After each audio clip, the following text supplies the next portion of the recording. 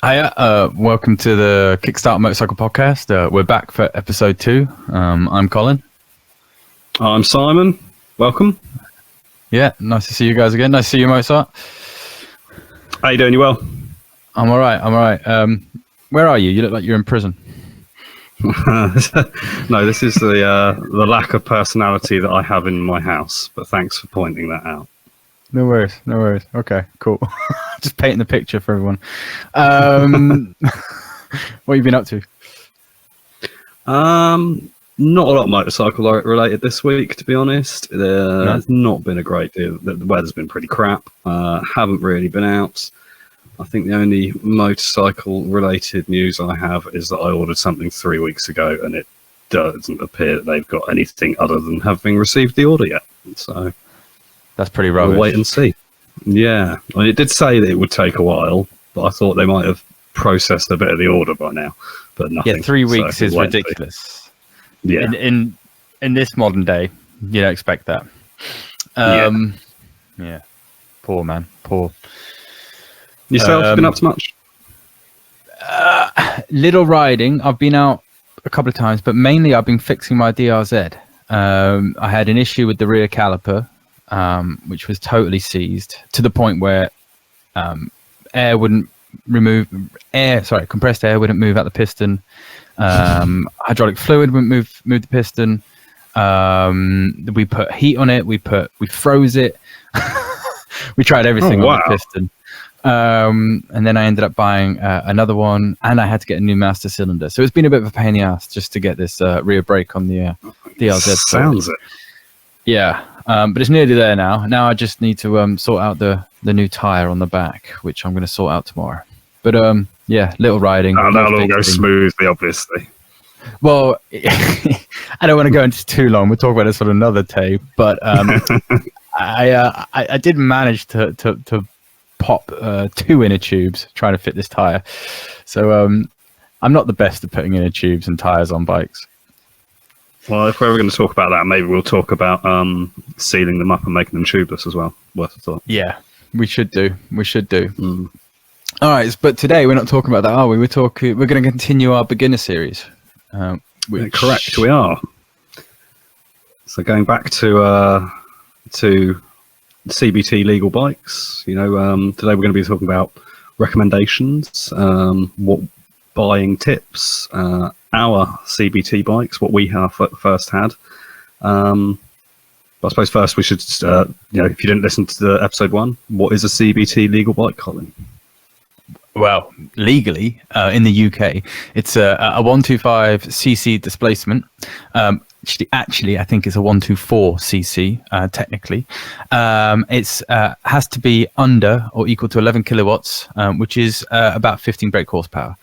Most 125 bikes that are available in the UK fit these requirements because that's the market. That's what the market needs. So if you buy a 125 bike in the UK, 99.9% of the time it's going to fit in the CBT requirements. There's going to be like 1 or 2 outliers, as there always is, but yeah, you'd be hard pressed to find that bike. Assuming it's road legal, I think if you bought an off-road bike, you might accidentally get something that was more powerful. But yeah, if you've got an old 2-stroke, you might find something powerful. Yeah, but you're not going to find many new 2-stroke 125s these days. No. So yeah, we'll continue, and you should go back to listen to first episode, right? So if you're on episode 2, yes, very informative. It's not like you've got much to listen to. We have 2 episodes, so go back to listen to episode 1, and then join us here. And the next thing is talking about our motorbikes, which is fun in a way, going and remembering what we used to ride. So let me just share, because and if you don't know, we do put this on YouTube too, so there is a video. So if you want to see Mozart's prison cell and my lovely face and the motorbikes family home. Yeah. So hang on, let's share this. Right, what's this, Mozart? What are we looking at?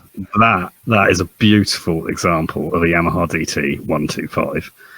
That was my first bike in those beautiful colours. Now, as you can imagine, as a 16, 17-year-old boy with a bike that has, I mean, for those who can't see it, it's a white bike with a little bit of pink trim, but this is properly Barbie pink trim.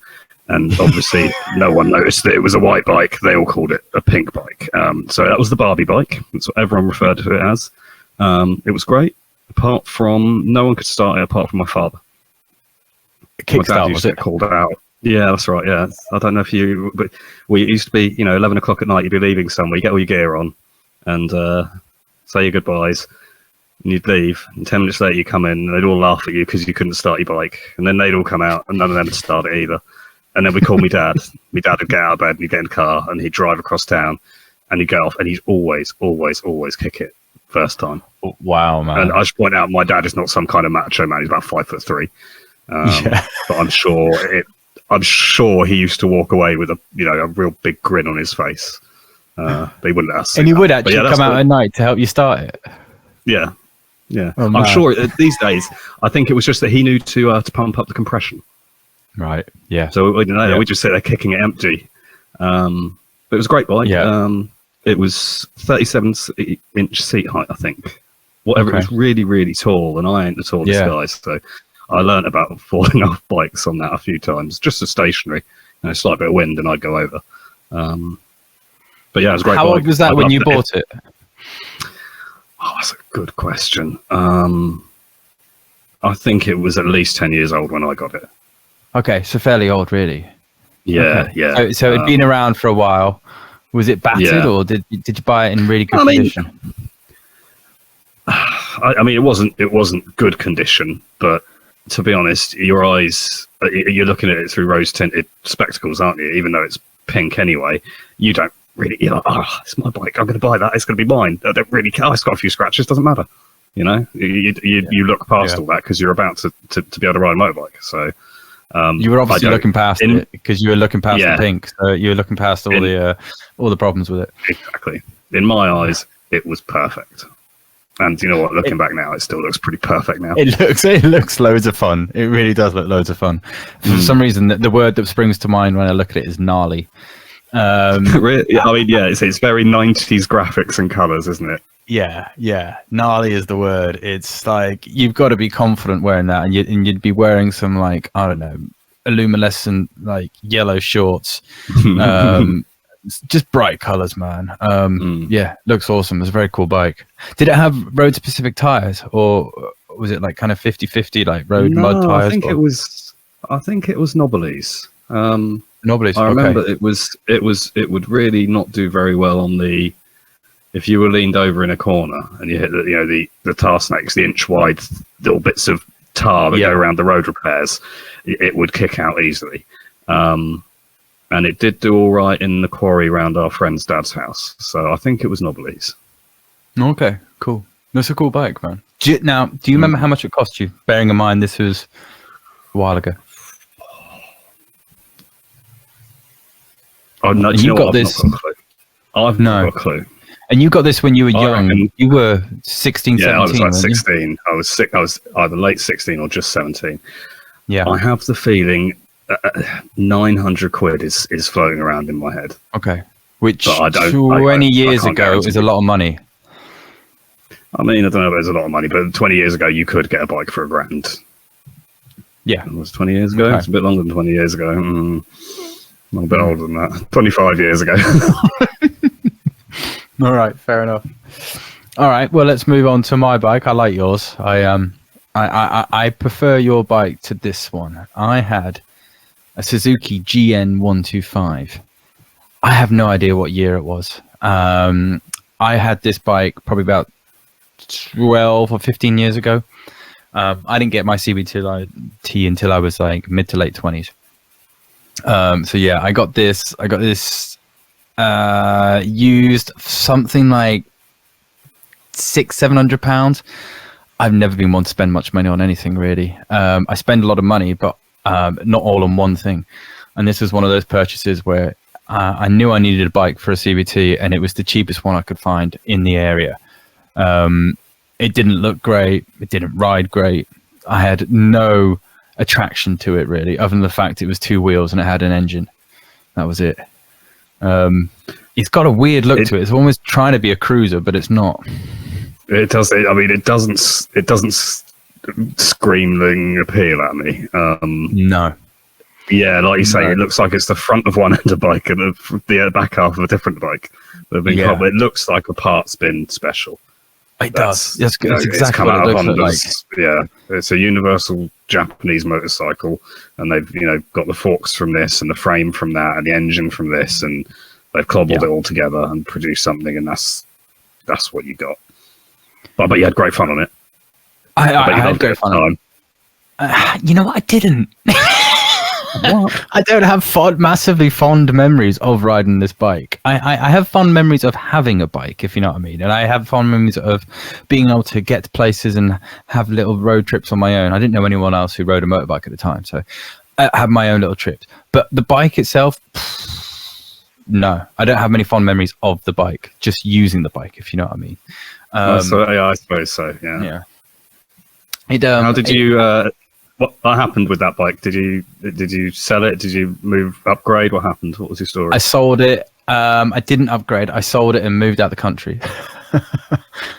And then moved to Thailand, and then just got cheap bikes over there for a bit. Can you remember what you sold it for? Not much, because you know what? I probably left it to rot outside for 6 months. Right. Okay. So you didn't get your same money back or less. No way. No. The guy bought. No, I think there was something wrong with it. Something happened to it, which made it pretty much unusable. I didn't have the money at the time, or the inclination, desire to put money into it, because I knew I was moving. So yeah, I did let it go into a state of disrepair, which unfortunately is a bit of a habit of mine. Well, younger Colin, I like to think older Colin has learned from younger Colin's mistakes a little. Oh, I don't know. Yours is better than mine. So I grew up and I went to university a long, long way from where I lived, and I drove my little motorbike all that way on A roads up the north, the spine of England. And it was freezing and cold, but it was great. I had a bike up there, being a student. Right up until one night, I got run over by some girl on going around a roundabout, and she just didn't see me, and she just ran over my front wheel. I was lying there on the knee. But long story short, she took total responsibility. I, being a young and foolish lad, didn't. But there's someone offered to be a witness. I was like, "Nah, don't worry about it. Think of witnesses, anything like that."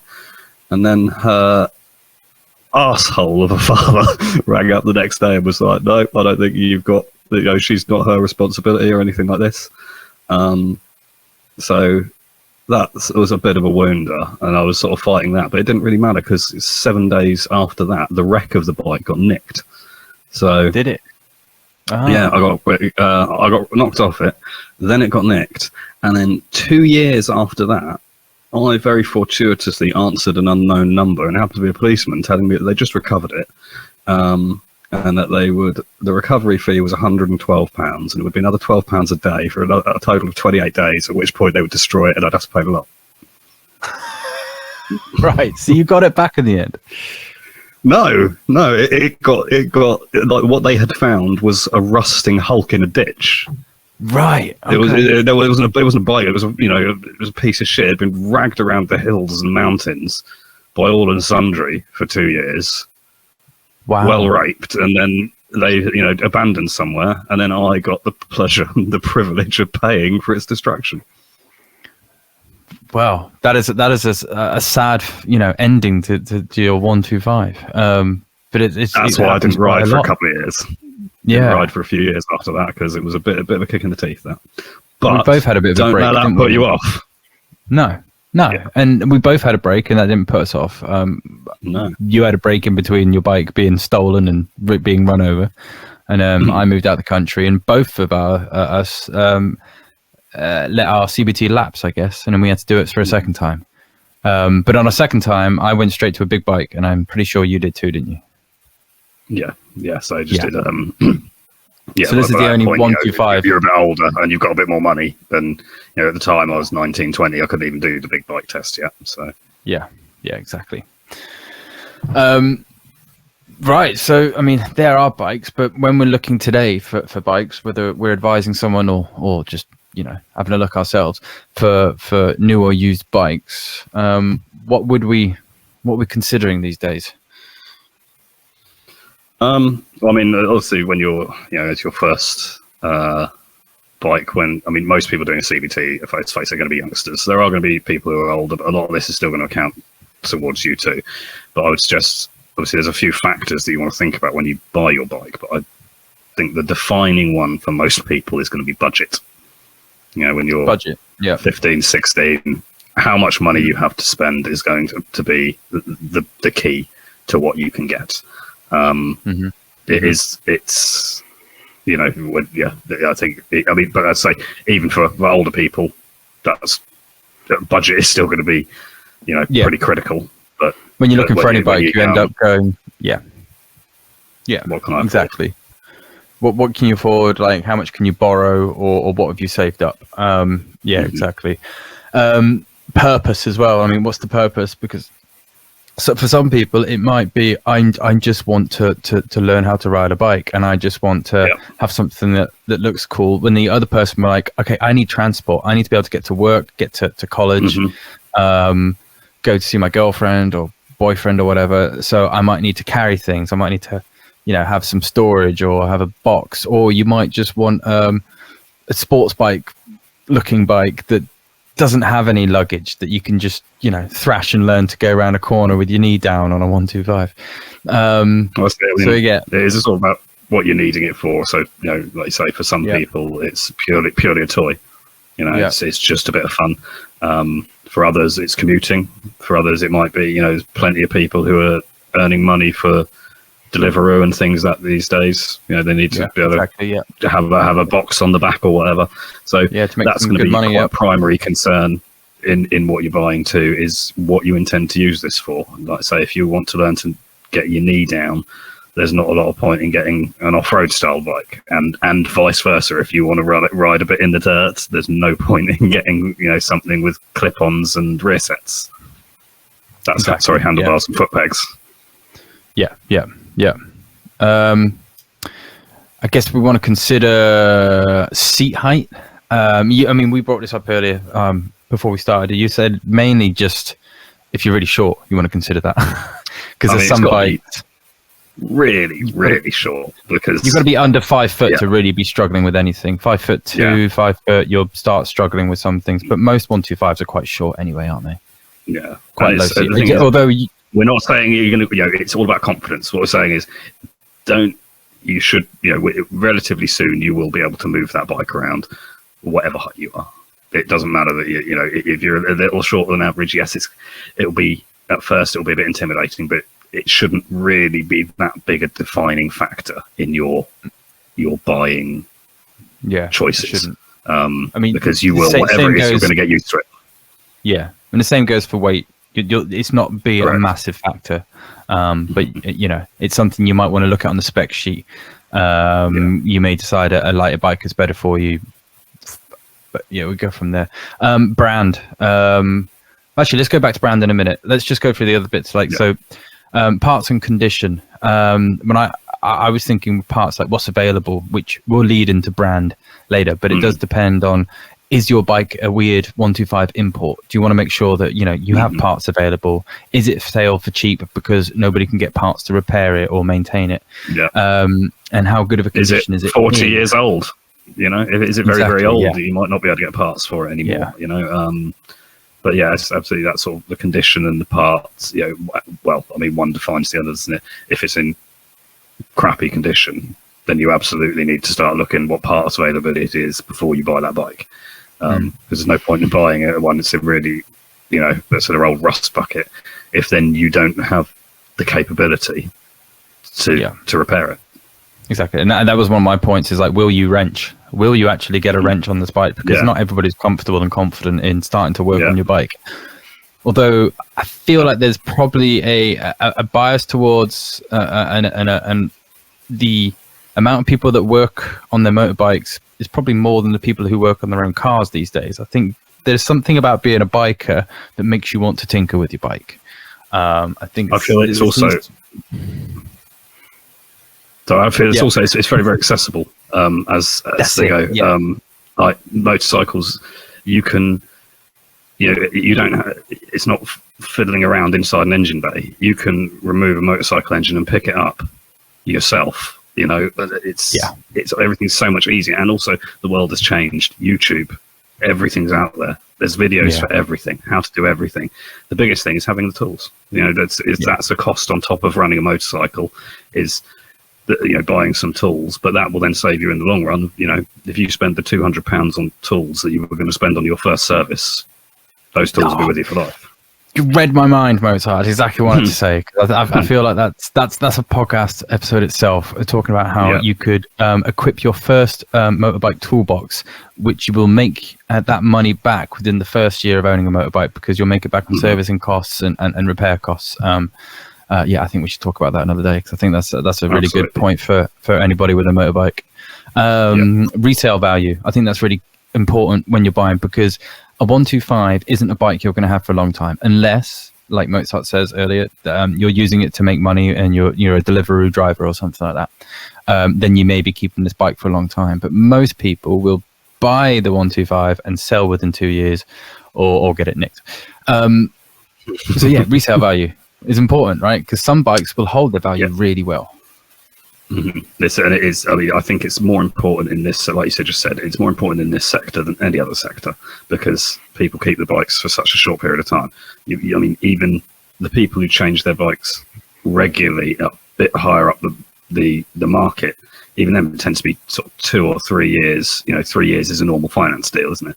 So, but people on 125s, they're running them for a couple of years, and then either graduating into cars or bigger motorcycles. So it is quite key that you don't want to spend a load of money and then lose half of it or 3/4. You want to be looking really to get as much of your money back. You want 85% of your money back, really, if you can help it. So resale value is absolutely key. And then, although this was the point where I was debating whether we should include, it kind of leads into this point here, whether you buy new or used. Now, if you buy new, your resale value is going to drop significantly from the off-court price that you've paid, say $4,000 for the new bike, and then it's going to lose a certain amount of money. Now, if you buy used and you buy it in good condition and you're only using it for a year, that the figure you've lost is a lot less, I think, percentage wise, than if you buy new. There are benefits and pros and cons of both, but if you buy new, you're going to lose money. So it really depends how long you're going to keep it for and how much money you got, I guess. I mean, you shouldn't be going into it looking at it as an investment anyway. You should assume that you're going to, it's a tool. You're going to get used, and you're going to lose some value on that. But you want to minimise that, and there are certain things that you can do to combat that, such as really buying new. That's when you're going to take your biggest hit. Obviously, it comes with certain benefits. It's going to be covered for a few years. You can get some warranty. You don't need MOTs. So it depends again how confident you are on the tools and things like that, and how much. Well, I mean, I think this all comes back to probably, like, it needs to be said again, like it's budget. Budget is the most important factor, and it's going to be everything else kind of goes out of the window a little bit, because as much as you would like to have a nice branded adventure style motorcycle with the short seat height and everything you could possibly want, when your budget's £2,500 and it's what's available within your area, within the region you live, for the money you've got available. So some of this is dreams, but it's a good point. I mean, you brought that up, and I don't think we wrote this down, but we've talked about this in the past, where a lot of this, like you said, goes out the window. It's what's in your area. If you've only got £2,000 to spend, you could be having this list of requirements and desires, but really it's like, well, what's close to me? Because am I going to drive 2 hours to go find this motorbike? So, I mean, if you've got someone who's willing to drive you, to Scotland or Wales, then there are deals. Transporting a motorbike, transporting a motorbike's not easy. If nobody in your family is a biker and hasn't got the ability and knowledge on how to get a bike in a van or a trailer, you're not going to travel. You need the van. When you get in a 125, you have to remember you can't ride a motorway. So if you want to go 4 hours to go get this bike, it's going to take you 6 hours to ride that type of motorbike back home. miserable. So yeah, what's local, I guess, is really important. There was one thing that we're going to talk about in a minute. Minutes. Yeah, what's in the area? Yeah, ignore everything. Ignore everything we said. It's what's available to you in your budget. That's what's going to count. Yeah. Go on eBay now, filter by what's nearest to me, and then just close the podcast. But for those of you who are staying, quickly before we move on to our next topic, I just want to say insurance costs. You're not going to pick a bike depending on insurance costs, but just to be aware, like, you're buying your first bike, your insurance is going to be higher than most people. It's going to be today, from what I read, it's going to be around £300 to £400 to insure your first 125 motorbike.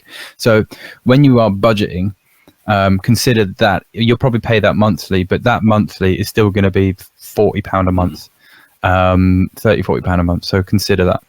But then the next bit we're going to talk about was brand, really, and what brands to consider and what to avoid.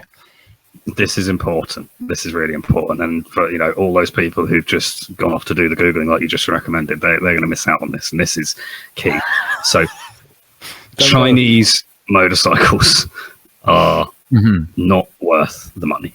They have been flooding the market recently. There's loads of different brands, loads of different names. Let's just qualify that. Let's just qualify that quickly. Right. Cheap Chinese motorcycles are not worth the money. Okay, so the Chinese factories make a lot of good bikes as well. They make a lot of good engines because a lot of the engines in the world and parts are made in China. China as a whole isn't bad, but cheap shit. The cheap motorcycles advertised, they are poor. I thought you were about to stun me with some amazing new Chinese motorcycle that I wasn't aware of. No, but it just there's this broad sweeping kind of generalization that everything made in China is shit, but it's not, is it? No, it's just that they do produce a lot of shit as well. Yes, yeah. In fact, if you want something made, Chinese manufacturing is the best in the world, and they've got the best tooling engineers in the world. But they also do things very, very cheaply. So yes, what we're talking about is things like, and you get them in all sorts of different names. So Lexmo and Sinis and motorcycles, all these. Some of the branded, they sound like it's an English name. It's not. Yeah, right? AJS was an old British brand from years ago. Even Benelli. Benelli is a middle tier, I think, Chinese brand these days. It's Chinese. It's not Italian. But the problem is they are made with. I mean, the build quality is shocking. We talk about within sort of circles, they talk about Chinesium as it's the metal that they make things out of, but it is low quality metal. It's like pig iron. Yeah. It's but they are the problem with them is that you look like you can get a new bike for $2 or $3 grand, and you do get a new bike for $2 or $3 grand, but that you're going to ride that into the dirt in 2 years. It's not going to be worth anything. They are. Yeah. I mean. I don't even know how to describe it, but I have been stood at a workshop when someone came up with their less than a week old new Chinese motorcycle, and he asked the mechanic, "Do you work on these?" He's like, "Nope," because he doesn't want to get involved with them. But we just had a quick look at it, and there was something that should have been tight wasn't, and it's only a week old. It wasn't even loosely torqued. It was finger loose. And there were things broken on it already. It's a week old. It's just not worth what you think of as a saving. It's not worth it. So, like you say, some of the metal they use is. Sorry, you're just saying, like some of the metal they use is poor quality, but they're also using poor quality parts. So the things such as like I don't know, the clutch levers or the the foot controls and switch gear.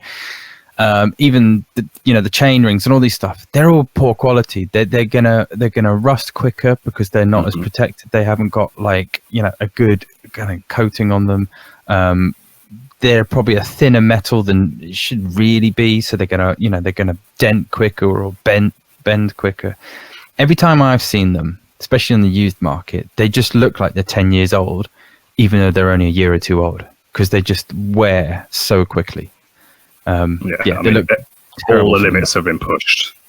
All the limits have been pushed. Everything is down to the finest of margins, and they are not really fit for purpose. I say you're better off, and I think we both agree on this, is to go for what we call a UJ, a Universal Japanese Motorcycle. You get used to this term; you hear it quite a lot, and it is. just get one of the big four manufacturers. So something by Honda, Kawasaki. Who are the other two? Suzuki. Suzuki and Yamaha. Yamaha. Yeah, Yamaha? there you go. Yeah, Yamaha. Yeah. So Honda, Kawasaki, Suzuki, Yamaha. If you get something from one of these guys you are very, very likely to be able to sell it in 2 or 3 years for pretty much the same price that you paid for it. They tend to be quite unexciting, but they tend to be very, very reliable. They are well built. They've knocked out millions, and I do mean millions of them worldwide for decades. You know, they really know how to build them. They are, absolute workhorses. And it's the payoff that you get at the end when you sell it again. It's going to be much, much better than you get off the what seems to be a better deal from buying these cheap motorcycle brands. 100%. I would never advise someone to buy one of the other bikes like a Lex Motor, but at the same time, if that's what's in your budget and that's what's in your area, and this is what's going to be your first step onto a bigger motorbike, then go for it. But really, that should be at the bottom of your list, these motorbikes, because everything else that will be a Honda, Suzuki, even if it's 10 years older, will be better for you as a new motorcyclist than one of these cheaper Chinese brands that really have some poor quality parts that could lead to some dangerous situations on a motorbike, because some parts could be failing too quick, and there's loads of other options out there. Stick to those 4 big brands, mostly Japanese. Weirdly, like companies like BMW, they don't do a 125. Triumph, they don't do a 125, although there's talk that they are going to do 125s very soon. KTMs do 125s. They're worth a look. KTM do good 125s. And what are the big brands? I mean, Harley Davidson, they don't do a 125. Because it's not really a thing in America that you go straight to big bikes in the States, really. Well, they're big bikers. They're bikes are 300s, aren't they? But the KTMs, like they're well worth a go, but you're going to pay more for them to begin with. Well, so as we start talking about these, shall we go into this bit? As we started bringing up some brand names, so avoid the Chinese ones, and then Mozart and I decided to look at creating a list of what we would buy. So based on budget, we decided what bike we would buy for £1,000, what bike we would buy for £3,000, and what bike would be the one we'd get if money was no object. So we had a quick look on what's available in the market today. My first bike for £1,000 was the Yamaha. Oh, sorry, it's Yamaha. It's right in front of me. I can't even read it. Suzuki Van. And the reason I brought this bike up is when I did my CBT, my first ever time, the guy who was leading the CBT was riding one of these, and I was blown away with how cool it looked at the time, considering it's a 125. Like, it's, I had the Beholder, but I think it's a pretty cool looking bike for a 125. It's unique, it's different. That rear tire is mental. It's so wide and so fat and just balloon-like. And that's a rare thing on a 125 as well. That'll make you feel really, really stable. There's lots of 125s who've got such thin tires. Yeah. It'll be comfortable as well, because the bigger the tire, the more comfortable it is. It soaks up the bumps pretty well. This bike it was around for about 10 years. It's a bit of a weird one. They do a 250 version as well, but I don't think it really ever caught on. But this is a 125. It's perfectly capable. It's a good brand, and you can get them for about £1,000. So I found this one here, which is £900, but it is a Cat C, which means it's had damage but been repaired. It doesn't really affect anything other than the fact resale value, because it has to be marked on the V5 that it's been repaired at some point. I've never had any issues buying a Cat C. Have you? Have you ever bought one? Yeah, loads. yeah. Because they make things affordable, right? But you and me run things into the ground, right? So people probably, if you want to sell it at the end, then it is important as Cat C. And I need to caveat some of what you said. Like you said, they are available. No, we found one, right? So for me, this £1,000 budget, we're way out of date. It's like 20 years ago, you could get a reasonable bike for £1,000. You can't anymore. Like this is a stretch. Yeah, if you shop around, they are there. It's just that there are many bikes that are available. Yeah, but there's and you're not going to many. be compromised on things like having to have a cat seat. Yeah, that's true. And this is 228 miles away from my house. I mean, fair enough. I live in the middle of nowhere, but that's still a long way. I'm not going to go travel 228 miles to get this. So that's £1,000 when you add the fuel already, isn't it? Exactly. So Suzuki RV125, it's called a van. I think it was designed mainly because it was kind of to be an off-road, like sand dune bike, and that's why it's got the big tires. It should float over the sand a bit. That was the idea. Yeah, I like these bikes. They're pretty cool. What did you look at, Mozart? Let me bring this up. I mean, so here's the thing: is like I just said, for me, it's not worth it. It would be. You are throwing your money away buying a bike for £1,000. So if I had to pick one, I would pick the van that you just picked. Right. Okay. Or I'd say this one that I have found, a non-runner. And what is this one? Was it Duke 125? KTM Duke 125. Is it KTM Duke 125? I think it's £875 as a non-runner. So if you are confident, what we've got up on the screen at the moment is a factory picture of the bike, and it makes it look amazing. It's a beautiful looking bike, but really the one that Mozart found is this one, which is it needs work, right? Yeah, it needs loads of work. So yeah, if you've got a mum who's really good with the tools and knows what she's doing, then great, she can help you on your bike, and work your way through it. Then this might be a good deal. But for anyone who doesn't know what they're doing, this is not a good deal, and to be honest, neither is buying a bike for £1,000. I wouldn't recommend anyone do it. Like I say, if I had to, I'd pick the van that you picked as well, because that's about the best thing I could find in the country. But I wouldn't do it. I think it's false economy. I think you would be better saving your money for a few months and having a bigger budget, and you're going to be much better off for it. Well, Mozart is the voice of reason. I'd say just fuck it, just go buy the van, or just buy whatever you can for £1,000. Because really, if that's your budget, that's your budget. But this one's pretty good because it's only 13 miles away. It needs some work. You may have to spend £300-400 fixing it. But it's close, and it's a pretty cool bike. It's also, if you fix this, your resale value goes up. I mean, if this was working perfectly with an MOT. I mean, you could sell this for £1,500 in the end. I don't know what the going rate is, but you'd probably sell it more for £875. So yeah, that's it. That's an option. You'd make money on it. But there aren't many options at £1,000. Now, when we go up to our next budget, which was £3,000, that's pretty much when you can choose any bike you want. There's a lot more available, especially if you're looking on the used market. So, what did I went for? I went for the Husqvarna Svelte Pelly. I think it's Svitpillen. That's it. Or it's Svartpillen, I can't remember. Svartpillen, yeah. So Husqvarna is a Swedish brand. No, Spanish brand. Hang on, Swedish or Spanish? I don't think they're either, are they? I think you should look that up. Well, they're owned by KTM now. Yeah, so that's what I knew. Husqvarna. I swear it was Swedish. Is Husqvarna German or Swedish? Husqvarna Group, Swedish.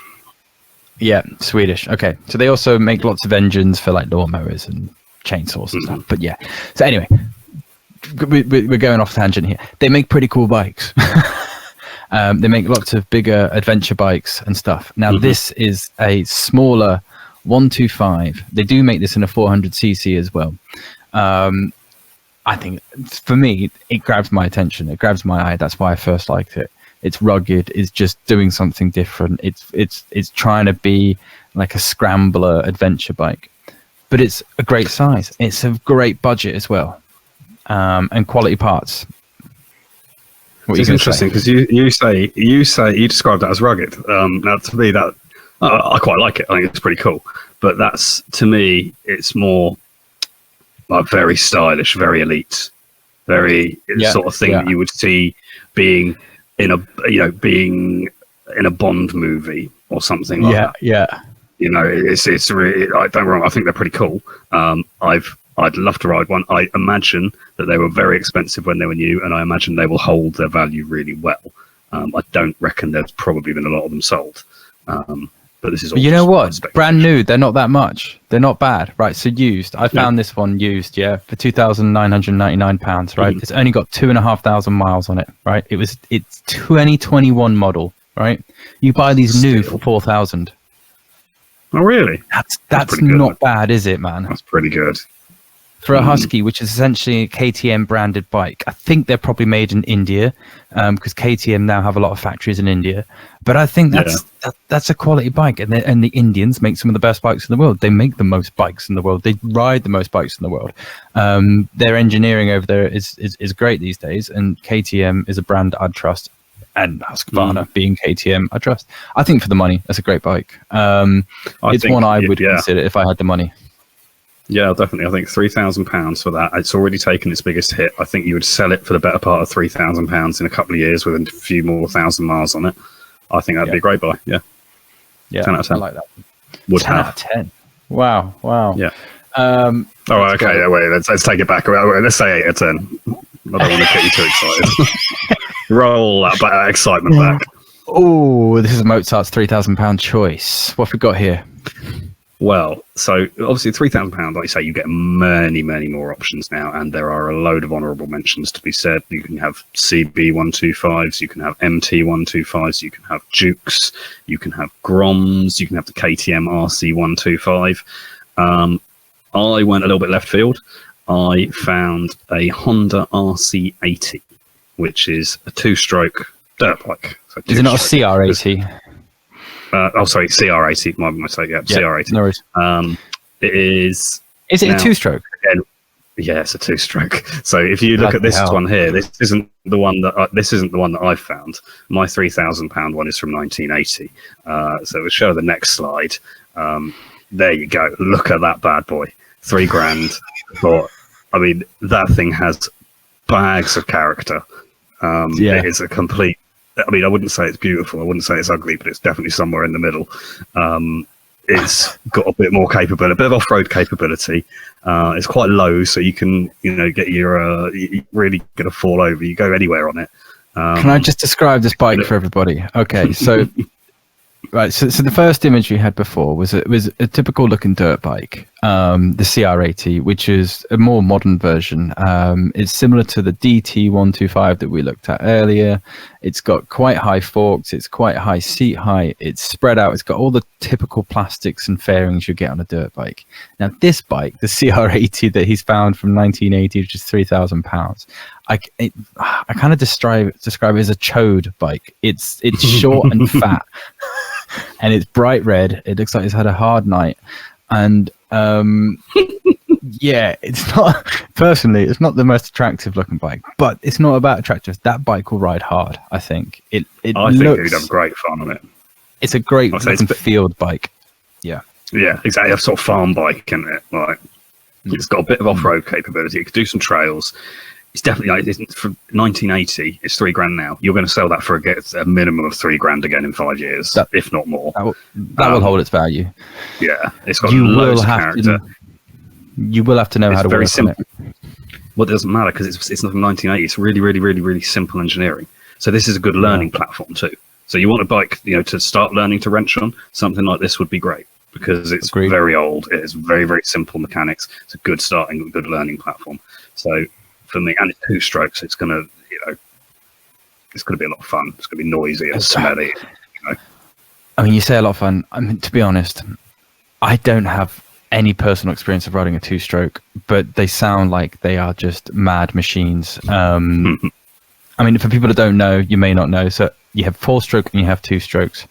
Now, on a four-stroke, the explosion happens every 4 strokes, which releases power every 4 strokes of the piston, right? Now, on a two-strokes, every 2 strokes, the piston explodes. Power stroke every other go, yeah. Yeah, so you're getting the explosion's just that much quicker, which translates to the machine between your legs as just having this, quicker release of power, and just from what I understand, it's hard to manage, especially as a first bike. I don't think I'd recommend a two-stroke for your first bike.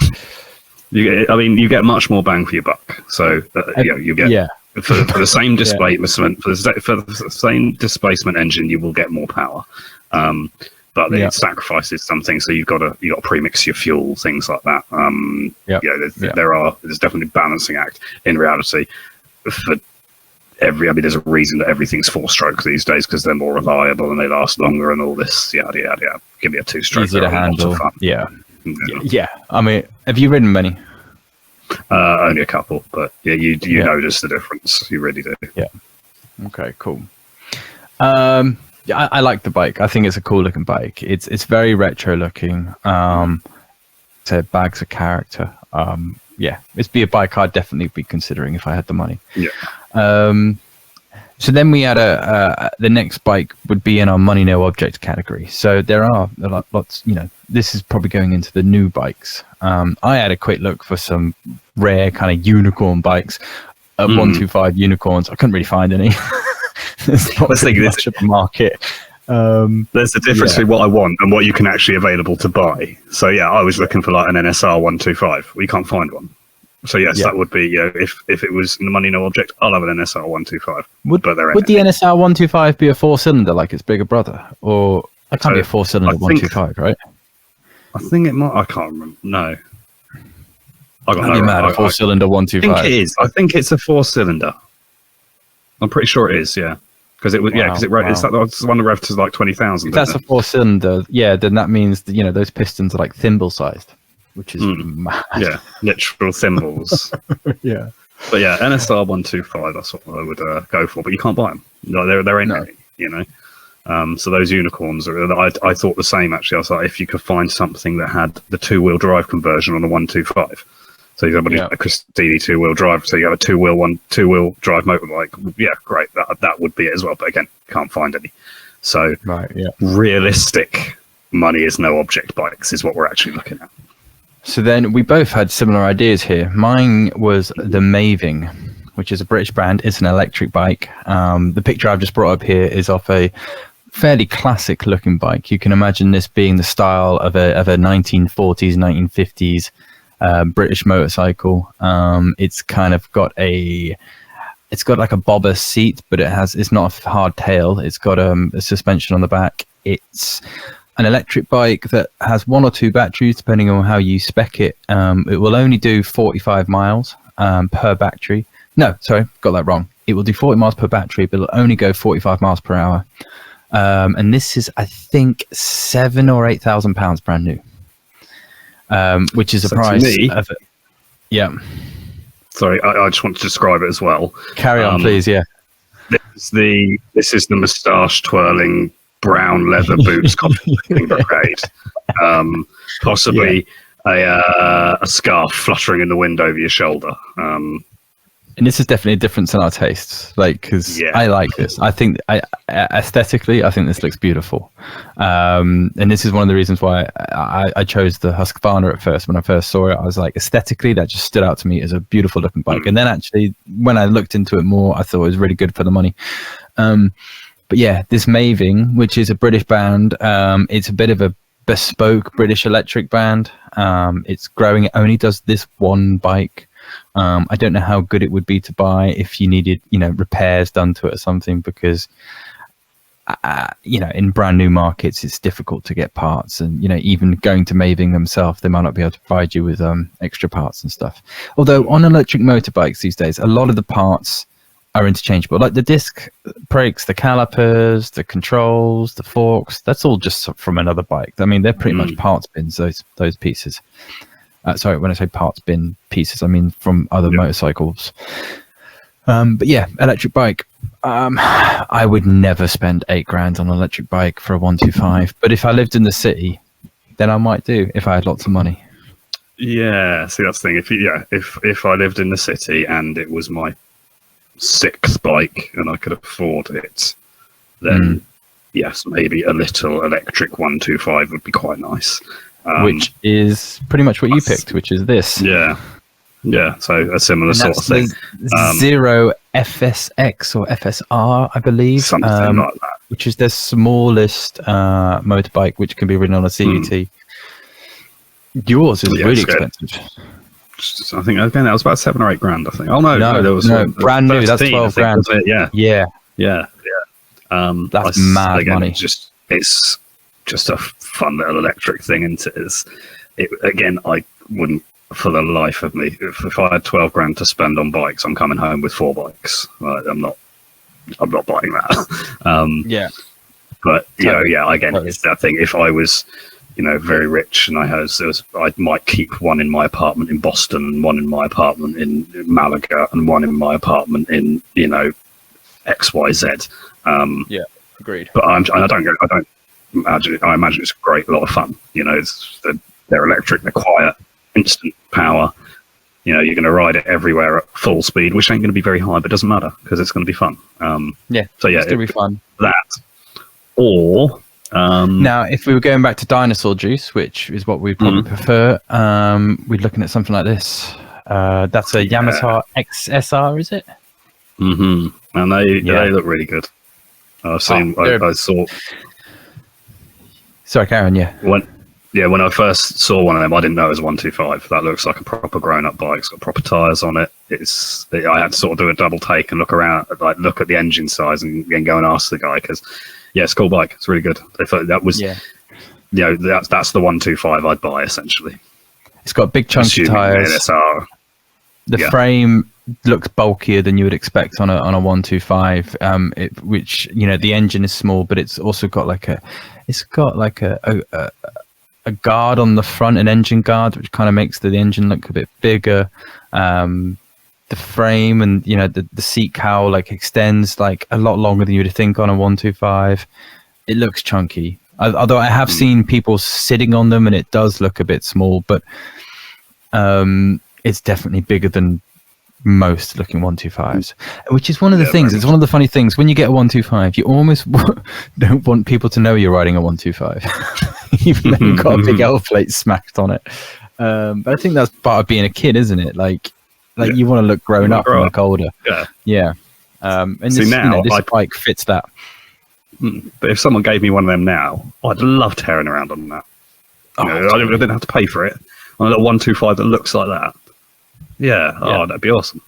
And then I put together this little image of other bikes that would be honorable mentions. Now, this little cute yellow bike in the top corner is a Honda Grom, which is a cool bike. It's quite small. If you're definitely vertically challenged, this is a bike to consider because pretty much anybody can straddle this bike. I think it's probably got a seat height of 25 inches or something really low. It's really small. But it's got tiny wheels. It's nippy. It's becoming quite a popular bike. Yep.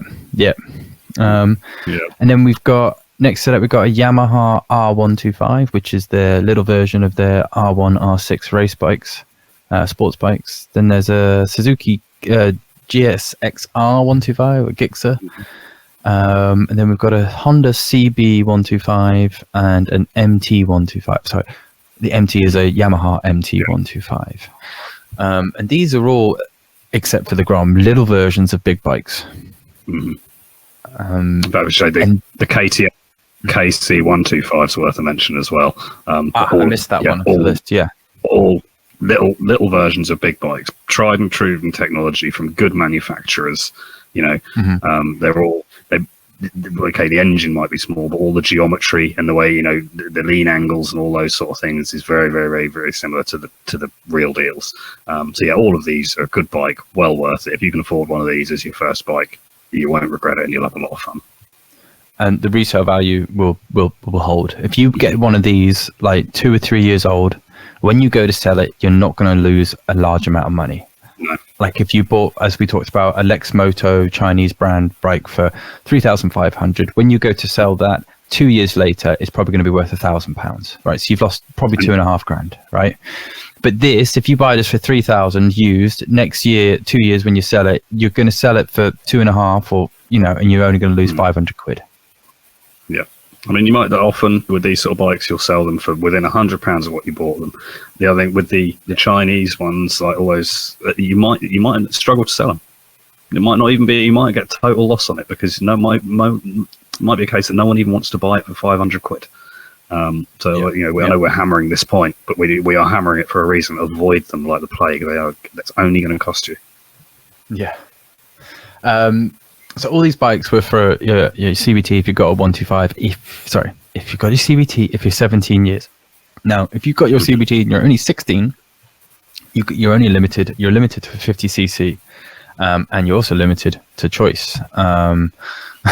There's two images here of mopeds. Now, there are more options than this, but you are going to be looking mostly at mopeds at this point. So when you need a 50cc bike, there are things like this Honda. I've forgotten already what it was called. What was it called? Honda Piaggio or something? Oh, okay. And that's a Vespa Primavera. Okay. Yeah, so Honda Vision, and that's a Vespa Primavera. These are 50cc mopeds. You can get motorbikes at 50cc, but there are few of them. Aprilia is a brand to look at. You can get some race-looking bikes. You can also get some like enduro, dual sport, dirt type bikes for 50cc. But again, there's not many of them at this point. At 16 years old, riding a 50cc, the reason they give you 50cc is they want you to have a bike with not much power. It's probably easy to ride. Most of these are going to be automatics, and there's a good reason why they're sticking you on this for the first year. So your choice is limited, but everything we've said about the 125 Chinese brand, blah blah blah, same goes on the scooters, right? All applies here as well. And like you say, you're going to struggle really to find a geared 50cc. They are out there, but they're a bit of a rocking horse. So you can find one, you're probably going to have to travel for it, and you're probably going to have to pay for it.